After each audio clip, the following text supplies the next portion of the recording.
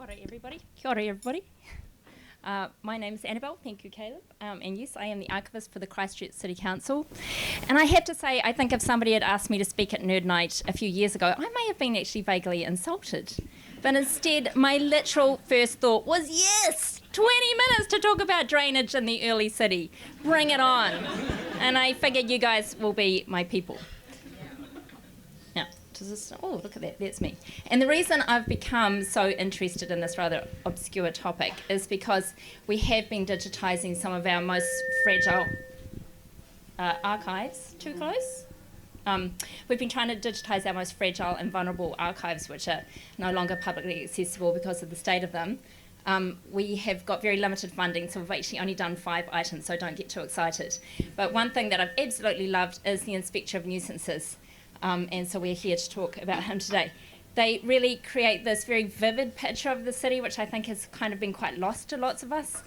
And I really wanted you to come away with sort of vision of the early city. And for those of you who are not from Christchurch or even from New Zealand, I'm hoping you'll learn some things about what the early city was like during European settlement, and even a wee thought about what it may have smelt like. So some context, especially for those of you who are not from here or have got no idea what I'm actually talking about. 1862 is when the Christchurch City Council was first established. And you need to think about the council in that time as being through for the 4 avenues. So it was like called town belts in those times, but it's now Fitzgerald, Morehouse, Beeley and Rolleston, and that was the area of the boundaries of the City Council. Now that's only 22 years since the Treaty of Waitangi had been signed in 1840. It is 14 years since the Kemp Purchase, which was that agreement between Ngāi Tahu and the government in 1848. It's 12 years since the 800 Canterbury Association settlers had arrived on the first 4 ships in 1850, so that's that first big group of European settlers who arrived.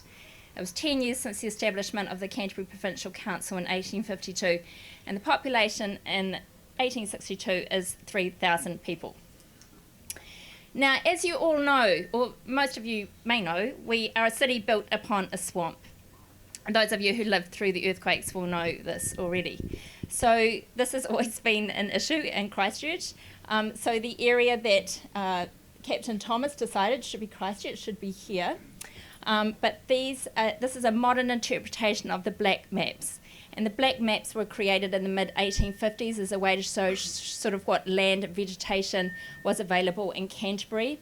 And this is now like a GIS layer that you can get on Canterbury maps. So it's sort of the modern interpretation of those 1850 maps.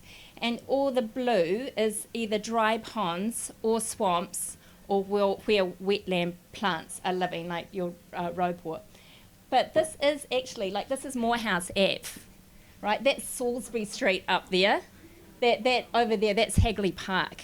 So you can see that this area that they surveyed as being Christchurch, you know, it's surrounded by swamp. So drainage has been a problem from the very early days, and settlers were aware of this as soon as they arrived in 1850. With the poor first settlers finding much of the district being an almost impenetrable tract of unhealthy swamp and bog. Now, the survey of maps made everything look very nice and clean and tidy when they were arriving in 1850, but of course those settlers arrived and there were no streets. There was very little here. 1862, this is what a map looked like, and this is from the first year of the City Council. And I've blown this up a little bit, so this is sort of like Kilmore going down to St Asaph, I think, and then over here to Madras. I wanted you to take note of all the little black dots there, because that is where buildings were in 1862. But although it all looks very nice and clean and tidy, the city is all organised and sorted, in reality it actually looked like this. So this is Marketplace, which is now Victoria Square, and you think about this as sort of, oh, I've got a pointy thing, haven't I? Oh, look, this is sort of where the town hall was over here. So you can see the lot of low-lying water, roads that are not really formed, very basic bridges. This is Armagh Street. So this is taken from the top of the Provincial Council chambers, which are already in place. And that is Dean's Bush. Yeah, so this is what it was like when the council first took over. There are no roads, there are no drains, there are no culverts, there's no sewage. And all of these issues were causing major health problems during that time. There was a huge increase in waterborne diseases, your diphtheria, your whooping cough, your typhoid, your dysentery. These were becoming real issues. And so when the council was established in 1862, some of the first things they did was put in a sanitary commission and established the Inspector of Nuisance role. Now, the Inspector of Nuisance, these are some of the things the inspector dealt with. Now, we are only looking at 1862 to 1877 because these wonderful reports are actually transcribed and indexed up to 1877. So nuisances don't end in 1877, it's just they're far less accessible. So the inspectors were dealing with the lack of drainage, sewage and surface water, unsanitary conditions, cesspools, or lack of, dealing with waste, human, household and animal, large number of pigs and horses in residential areas, overcrowded houses and lousy landlords because some things never change, and those high number of infectious diseases that we were just talking about. So this is what the Inspector of Nuisance reports looks like. Hooray! It was a massive achievement to get these things digitised, so it's a bit exciting. Now, this cannot have been a very fun role. So by mid-1863, they'd actually gone through 3 inspectors. But the last chap, William Pearce, must have been a bit of a hero because he stayed on until 1877, and then he actually moved over to being the inspector for the Board of Health. So he was either very dedicated or a total sucker for punishment. Now, this is not William Pearce. This is Dunedin's Inspector of Nuisances, and his name is called James Nibbin. But I like to think that our chap maybe had the nice, same jaunty little hat and shiny boots, although I have to think in our swampy areas maybe his boots weren't quite so shiny. Now, of course, amongst all the issues that they had to deal with were cesspools. And I have a little quote I need to find here. Cesspools were where people dealt with their human and their household waste, and that's why cesspits are seen as such a treasure trove when archaeologists find them as well.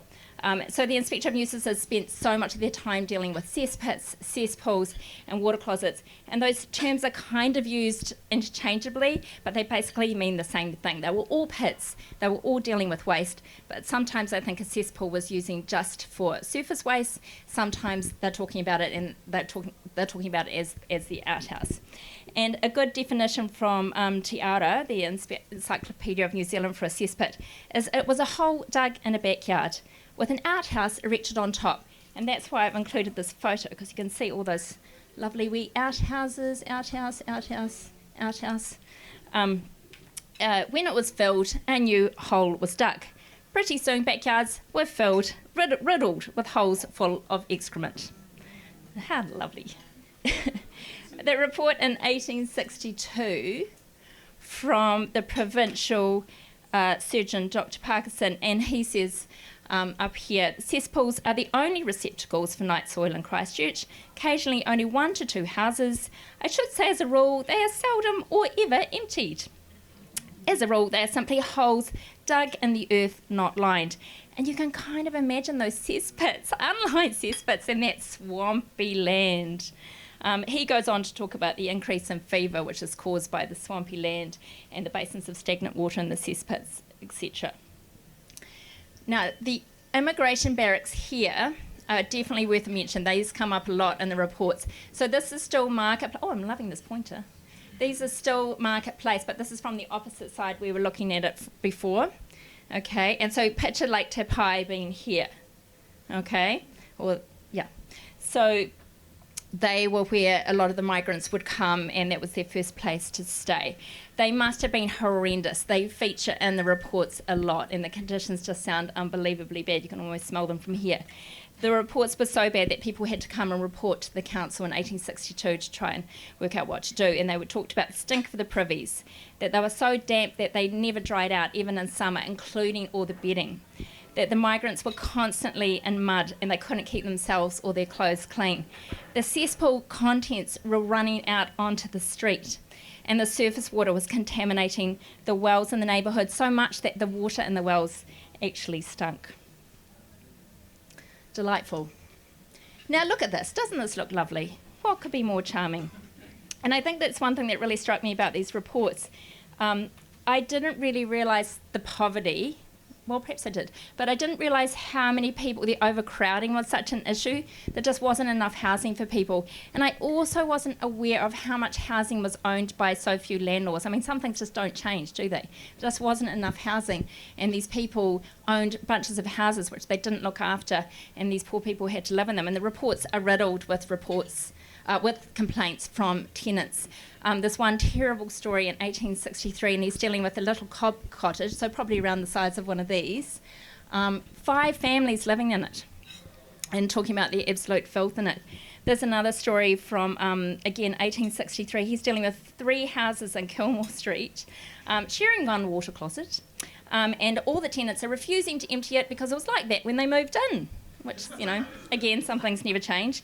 And I quote, "The ground around the closets is frequently saturated with the soil from the closets." I'm really sorry, I've just realised you're eating. I'm so sorry. Yeah. Now, this is a really sad one. 5 families, 5 different tenants in 5 houses, they have 1 closet. And the landlord is nowhere to be seen, absentee landlord, and they are complaining and asking the council, can they please deal with the landlord? Can they please get more toilets, for goodness sake? Now, night soil collection was not a constant thing that the council was doing. Most people had to pay privately for it. But there was this wonderful experiment that happened in 1863 right here in the Triangle. So if you're in the Triangle, all good. Your night soil was actually being collected. Didn't last for very long. In 1866, they again started organised night soil collection, but the council very quickly ran out of money, and it ended almost as soon as it began. They definitely tried to get away from cesspits and cesspools. They knew it wasn't working, but there were no funds.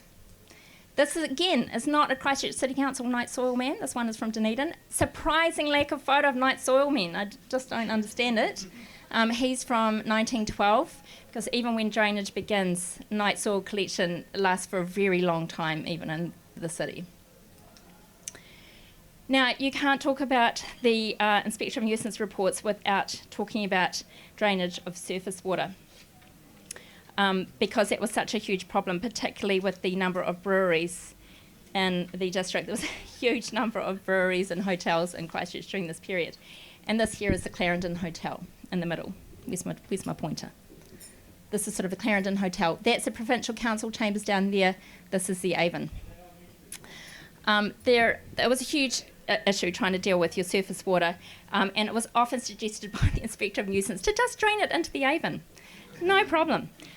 There are 276 mentions of hotels and breweries up to 1877. The nuisances caused by them usually are trying to drain their surface water.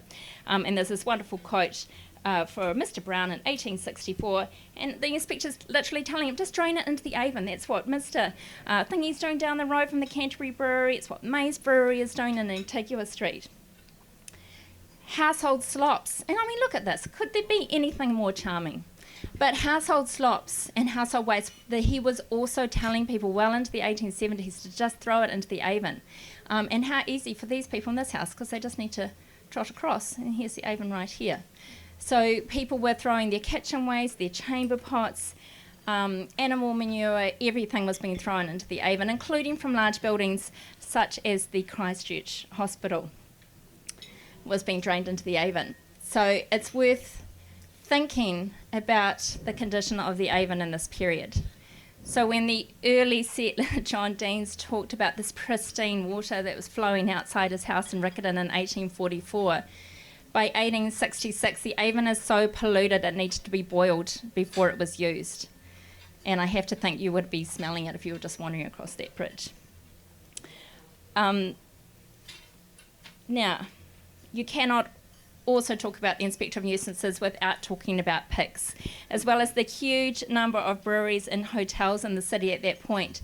There was an enormous number of pigsties and the smell that they caused and the complaints from the neighbours. I mean, the thing about the Christchurch City Council, people have been complaining since 1862 and it just sort of never ends.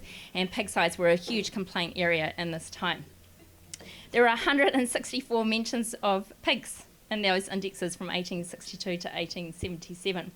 And until 1872 with the Public Health Act, the Inspector of Nuisances couldn't even get people to remove their pigs. They really could do very little. This report from the 14th of September 1863, so this is a couple of pages of one of his weekly reports that he had to make. And it really covered all his top 10 hits from the nuisances he had to deal with. And I'm not going to read it out to you, obviously, but I made you guys a very nerdy chart. Hooray! I'm not known for my chart, so I'm quite impressed with this. And you can see, bad week for pigs. It wasn't a bad week for house slops. It's a very common week, really, for cesspools, stagnant water, dung heaps, and breweries. It's all fairly standard. But candle manufacturing gets mentioned as well. Candles were manufactured often with pig tallow, and the smell must have been something fierce, because when people were manufacturing candles, the complaints came rolling in.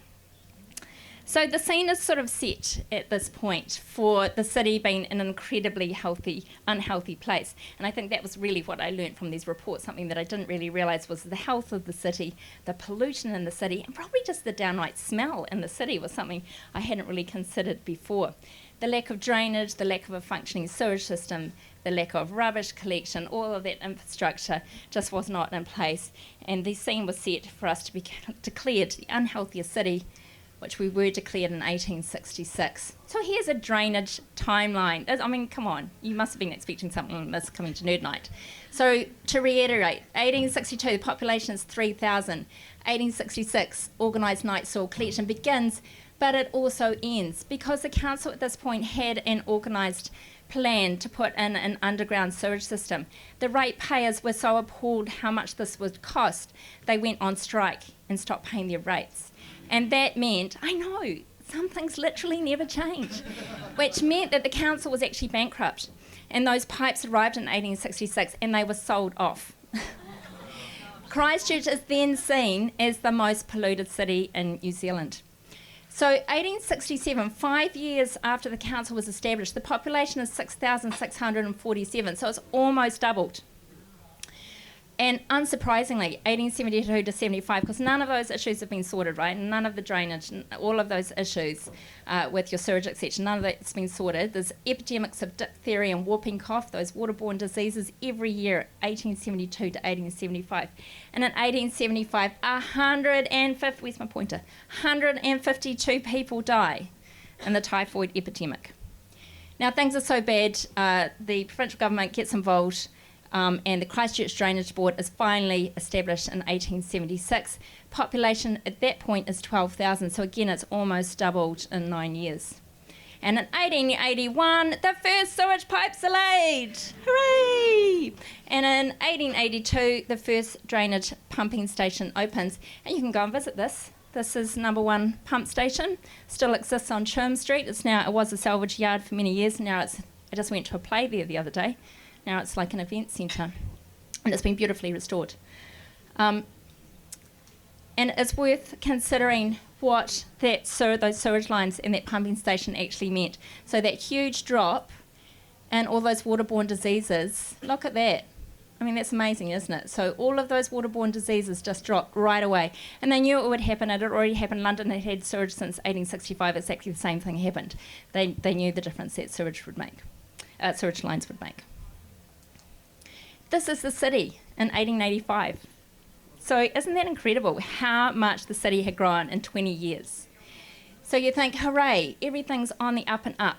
Actually, sadly, the year before this photo was taken, the Drainage Board had also run out of money. They run out of money, 5 sewer lines go down, and then no more go down, more pipes are laid until 1901. 1901, they start getting laid again because the bubonic plague had almost come to Christchurch in 1900. Christchurch City Council thought then enough is enough, and they had started funding the Christchurch Drainage Board. So I'm going to leave them there. So obviously nuisances do not end. The Inspector of Nuisances role continued well up into the 1960s in the Christchurch City Council, and then it's just morphed into all of the different inspector roles. Of course, all of these issues don't end. We're still discussing Three Waters today, obviously.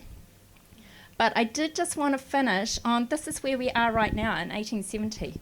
So this corner where this bar is the corner of Manchester and High, and this is the corner of Manchester and High in 1870. So I thought you all might like to see that. Think about how much the city has changed. 150 years. And if you want to go and read about sewage and pigs yourself, all of those 5 resources I've talked about have been digitised and they're publicly available. They're hosted by Canterbury Stories, which if you guys don't know about, is amazing. It is the digital repository for Christchurch City Libraries, and I have my own area there. You can also go to, I own Pages, Council Archives. I didn't put my email address, which is a bit silly, but it is archives@ccc.govt.nz, and you can go and see all of those there. And the collection keeps building as funding allows. As always, Council does not have much money, and we don't have many resources, so I'll just keep going as I can. Thank you. Any questions? Oh, hello. So you mentioned that the first pipe went down in 1881. Have they finished that project yet? Well, did I mention that? I don't know if I did. So Nite soil collection continued in Christchurch up until the 1970s. And in Waimarie and Paparoa County Council, so right next door, they're part of Christchurch City Council now, but not until 1989. It continued up until the 1980s. Yeah, so a lot of us who are old enough remember people with like septic tanks and things like that. Yeah, so it was a very long time, and that's the interesting thing about Three Waters, that I think people think it's all been sorted. It really hasn't. Yeah, the same issues still continue right now for a local government. Hello. Where did they primarily take the Nite soil? Where did they dump that? Oh, well, see, I could have spent a whole hour just talking about that. They took it to the sand hills, and I had some beautiful slides of the Bromley sewage farm. So the Bromley Sewage Farm was established in 1895, and there's these wonderful photos of the first foreman and his 5 children that he raised on the sewage farm. And awfully, my first thought was, I wonder what those kids smelt like, and were they given a hard time at school? But I hope not. I hope not. But yeah, so that was initially taken to the sand hills, which again, Bromley has always been around that Bromley area. Yeah. Oh, well, not from the question. Have you noticed any other sort of allusions to engineering or planning changes before the drainage scheme? So, for instance, with pig farms, etc., were there discussions about moving them away from the cities? Yeah, it was always seen as a health issue. And in 1872, when that Public Health Act came, they then were given powers to move them out. Inspector of Nuisances were slightly different in the different councils, because that chap I showed you from Dunedin, he was also a policeman, so he was given more power. The very early Inspector of Nuisances spent half the time telling the council, all of these things are wrong, no one's listening to us. William Pierce was actually taken for assault to court because people had assaulted him when he was trying to serve them health notices. So yeah, it was not an easy job. Yeah. Any other questions? Hello. Why were we an especially polluted city compared to other? Just because we were of the swamp. Just because of those water conditions. So it created all of these waterborne, all these other health issues that other cities just didn't have. Yeah, we weren't really, it's never been a great location for a city. And that's why drainage, I mean, don't even get me started. It's really bizarre, I know, but I'm really fascinated by the Christchurch Drainage Board, and I think a lot of people have forgotten about all the work that Drainage Board did. It amalgamated with Christchurch City Council in 1989. It's not something we're really aware of anymore. But we would be nowhere without them. We really wouldn't. Yeah. Hello. What's the most polluted city in New Zealand now? Oh, that's a good question. I couldn't tell you now. I hope it's not us. I don't think it would be us, would it? He's going to say it's not us. Yeah. I don't know. I'm sorry. One more question. Thanks, everybody. Please just reach out if you also have any other questions that you want to know about the archives, because obviously I've spoken about this one tiny little resource, but our collection is vast and interesting, and yeah, just reach out.